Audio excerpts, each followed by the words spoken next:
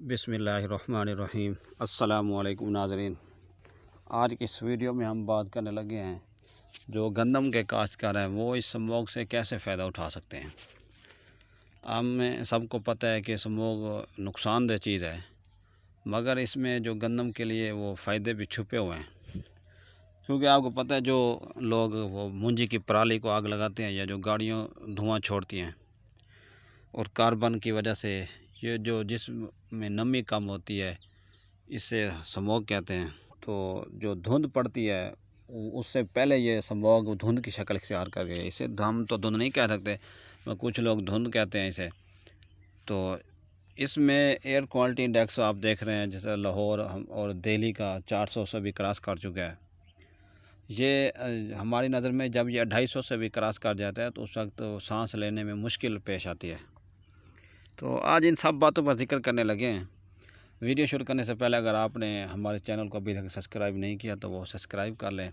اور گھنٹے کے نشان کو پریس کر دیں تاکہ جو بھی ہم فصلوں کے متعلق ویڈیو بنا رہے ہیں وہ اب تک آسانی سے پہنچ سکیں۔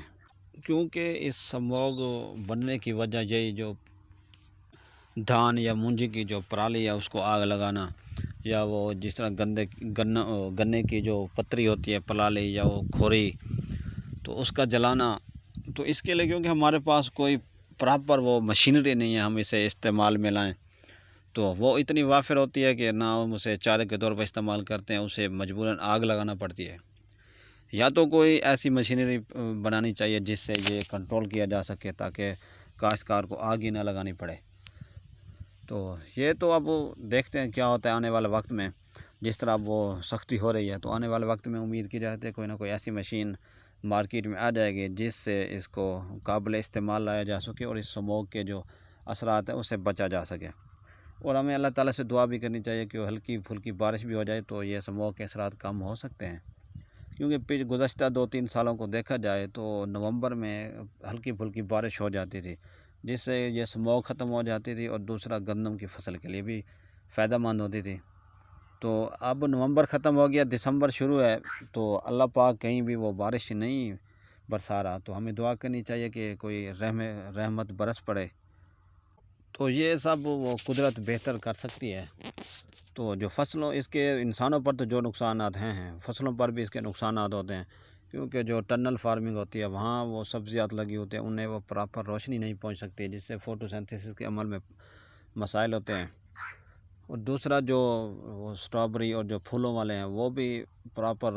دھوپ نہ ہونے کی وجہ سے، پراپر روشنی نہ پڑنے کی وجہ سے ان میں بھی مسائل آتے ہیں۔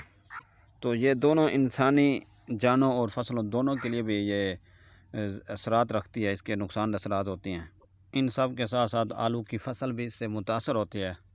تو جہاں اس کے نقصانات ہیں وہاں ہم سوچتے ہیں کہ اس سے فائدہ بھی لیا جا سکے،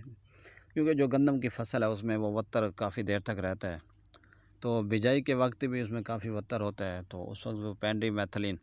اس کا سپرے اگر استعمال کیا جائے تو ہم جڑی بوٹیوں کو بہتر طریقے سے کنٹرول کر سکتے ہیں۔ کیونکہ جو مونجی کاشتہ علاقے ہیں وہاں یہ نومبر کے اینڈ پہ اسے اگر استعمال کیا جائے تو وہاں سلائی سٹی، دمبی سٹی یا جو جنگلی ہالوں، پالک، مینا، ان جیسے مسائل ہوتے ہیں تو انہیں یہ کنٹرول کر سکتی ہے پینڈی میتھلین۔ اس کے وتر اچھے ہونے کی وجہ سے ہم اسے استعمال کر سکتے ہیں، کیونکہ اسموگ پڑنے کی وجہ سے اس کے فائدے ہیں، کیونکہ اگر اس پر مسلسل دھوپ پڑتی رہے تو یہ وولٹائل ان نیچر ہوتی ہے، یہ کچھ اڑ بھی جاتی ہے، پراپر اس کا وہ کنٹرول نہیں ملتا جو ہم استعمال کر سکتے ہیں جس مقصد کے لیے۔ دوسرا وہ جو رائس زون ہے وہاں ہم جو گندم کی بجائی کر رہے ہوتے ہیں وہاں زیرو ٹیلیج کا میتھڈ استعمال کر رہے ہوتے ہیں، وہاں پہ اکثر دیکھا کہ وتر نہیں ہوتا اتنا، تو بیج اوپر ہی پڑا رہتا ہے، تو اس سے یہ ہوتا ہے کہ وہ جو اسے نمی پڑنے کی وجہ سے وہ بیج اس میں بھی اتنی صلاحیت پیدا ہو جاتی ہے کہ زمین کے اوپر پڑا ہوا وہ بھی خود بخود گرو کر جاتا ہے۔